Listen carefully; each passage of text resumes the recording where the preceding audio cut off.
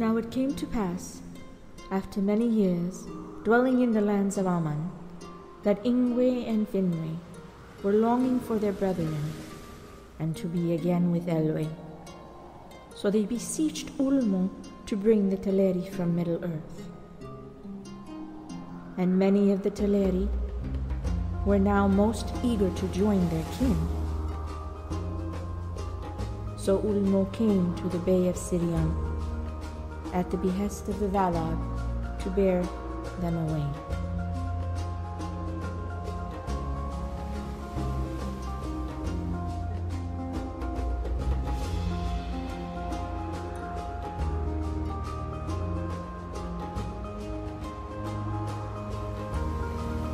But Osse, who was charged to care for the sea and its powers, was ill-pleased to let the children of Eru go. Being grieved at the thought of no longer hearing their songs in his domain, he set to persuade them to stay. And those of the Teleri he was able to hold sway over would be known as the Elves of the Falas, or the Falathrim.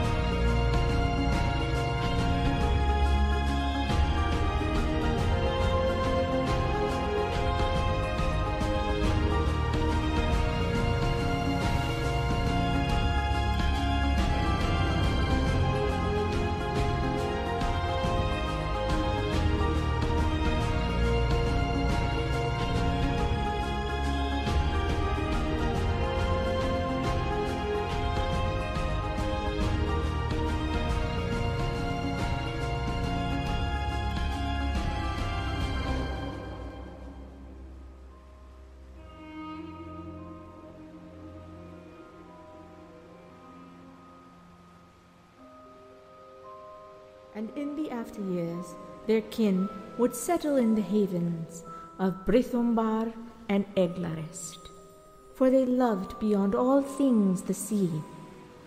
They would become the first mariners and the makers of ships, taught these skills to build by Osse. And their lord and leader was Kirblan the shipwright. And though they heard the call of Ulmo, those of the Teleri who still searched for Elwë Singolo dwelled long past this time in the forests of Beleriand. Though saddened by it, they would not let leave the hope of his return. They were known as the Eglath, calling themselves the Forsaken, for their eyes still turned to the sight of the two trees, which they had yet to behold.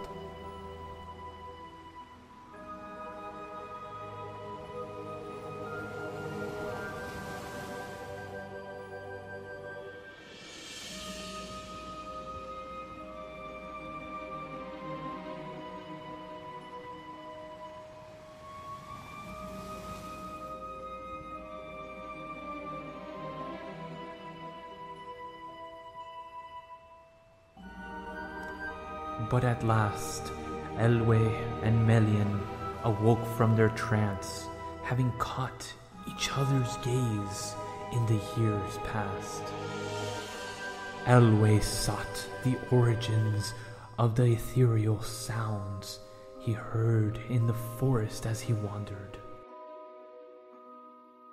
and drawn to its beauty his steps, and Melian, being drawn to the land, the trees, the birds, the harmonies of nature, had also wandered into Middle-earth, singing in tones so glorious to exalt the majesty of the land.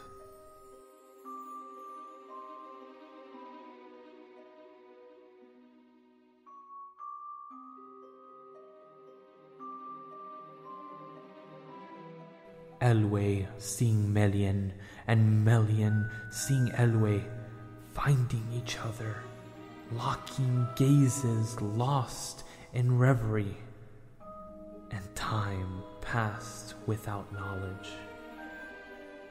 Yet there is another tale of sorrow.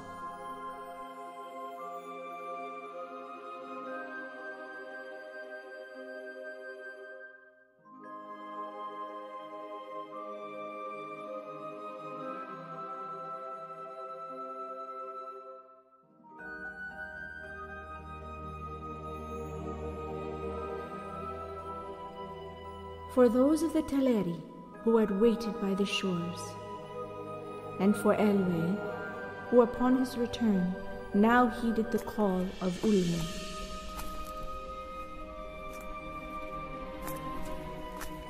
For though they will reach the land of Aman, the power of the Ainur laid sway to their path, and Ulmo would bear these Teleri to embark the isle, so they could also be drawn to the shores of Aman.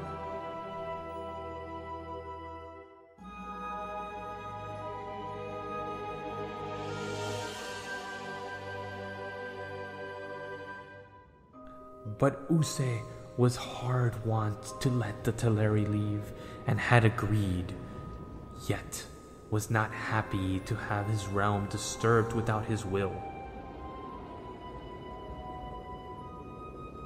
So as the isle was borne by Ulmo across the sea of Sirion, Osse anchored its shores to the depths of the sea, and even as the magical creatures were made by Ulmo to pull and hasten, and Ulmo tried, to no avail, would let the isle move.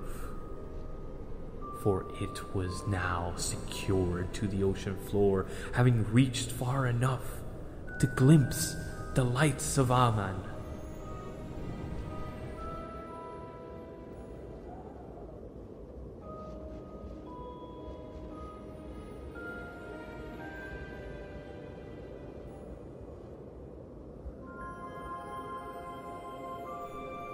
And Ulmo, who had pleaded with the Valinor to let the Eldar live and dwell in peace in Middle-earth, did agree with Osse to let this abide, and allowed for the Teleri to remain on the isle, which would now be called Tol Eressëa.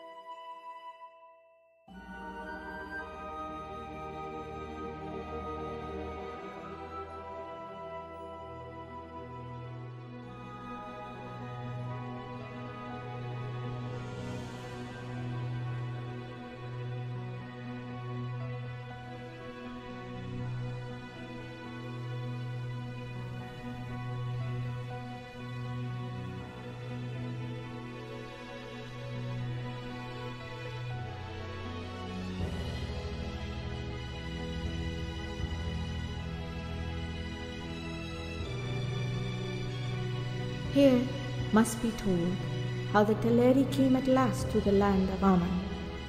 Though a long age, they dwelt in Tol Eressëa, but slowly their hearts were changed and were drawn towards the light that flowed out over the sea to the lonely isle. They were torn between the love of the music of the waves upon their shores and the desire to see again their kindred and to look upon the splendor of Valinor. But in the end, desire of the light was the stronger. Therefore Ulmo submitting to the will of the Valar, sent to them Osse, their friend. And he, though grieving, taught them the craft of shipbuilding. And when their ships were built, he brought them as his parting gift many strong-winged swans. Then the swans drew the white ships of the Teleri over the windless sea, and thus at last and latest they came to Aman and the shores of Eldar.